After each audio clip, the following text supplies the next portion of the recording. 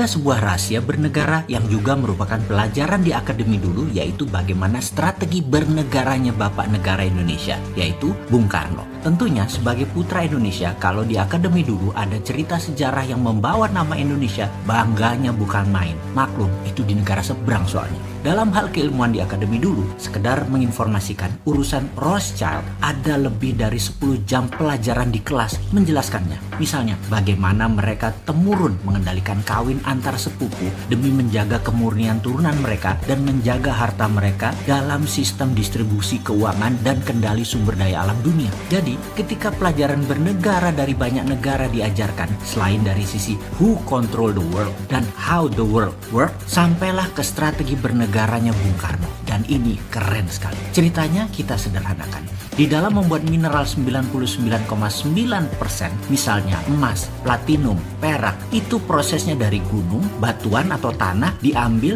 diproses tambang, dimasukkan smelter, di refining, jadilah metal murni. Metal murni dari mineral tambang. Proses membuat 1 kg emas dengan 1 ton emas ya sama saja mata rantainya. Disinilah kejeniusannya Bung Karno dimulai. Dia merasa mengapa harus menunggu mineral metal itu ada dulu baru kita manfaatkan sebagai alat jual beli metal atau alat tawar, dijadikan underlying terbitnya mata uang atau currency. Oleh Bung Karno apa yang dilakukan? Data di gunung, dihitung cost accountingnya, maka diperkirakan misalnya dengan kecepatan 10 tahun nantinya akan dapat 1000 ton emas misalnya. Maka ketimbang nunggu 1000 ton itu ada, rupiah di print saja senilai 1000 ton emas sekarang, di mana modal untuk membuat 1000 ton emas tersebut mulai dari mining proses hingga pemurnian refining katakanlah 30%-nya. Lah, gunungnya gunung sendiri ngapain dibayar? Karena itu harganya cuma 30%. Yang dibayar hanya proses tambang hingga pemurnian saja, karena itu dapatnya cuma 30%.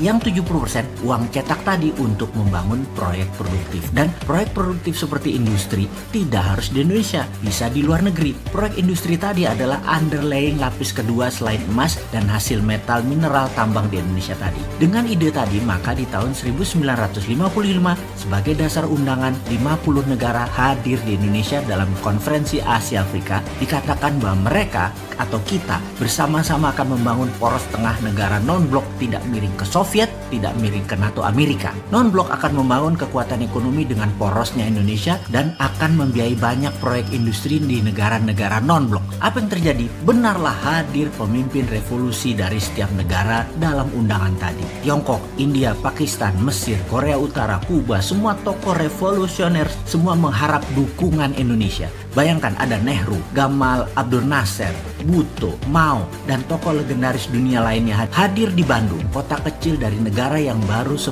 tahun merdeka. Saat itu, ide jenius Bung Karno mempesona dunia. Indonesia akan membiayai negara non-blok ekonominya tadi. Ternyata, Bung Karno hanya pemikir tunggal atau pemikir sendirian. Di dalam negeri, dirongrong kelompok-kelompok yang ingin berkuasa seperti kaum nasionalis, kaum sosialis, komunis, terus berada di sekeliling Bung Karno untuk dapat mempengaruhi kebijakan politik Bung Karno. Kaum Nasakom itu dirangkul oleh Bung Karno. Inilah yang membuat gonjang-ganjing politik nasional kala itu. Di dunia, kekuatan diplomasi dan manuver rupiah sebagai kekuatan ekonomi belum digarap sempurna. Geoekonomi belum tergarap cantik. Jadinya, beliau selesai dengan kudeta cantik di tahun 1966 yang selanjutnya sahabat tahu ceritanya. Pelajaran sejarah di akademi berhenti di cerita tersebut. Namun dunia tidak berhenti di situ. Tiongkok mengambil ide Bung Karno. Mereka tanpa jaminan sumber alam mineral metal berani melawan hegemoni negara superpower di tahun 90-an, di mana Amerika lagi fokus di Timur Tengah untuk mengambil energi minyak dan gas. Tiongkok printing renminbi berdasarkan industri dalam negeri. Dalam 20 tahun underlying mereka kuat dan mulailah ekspansi ke luar negeri, meminjamkan renminbi cetakan yang banyak ke negara luar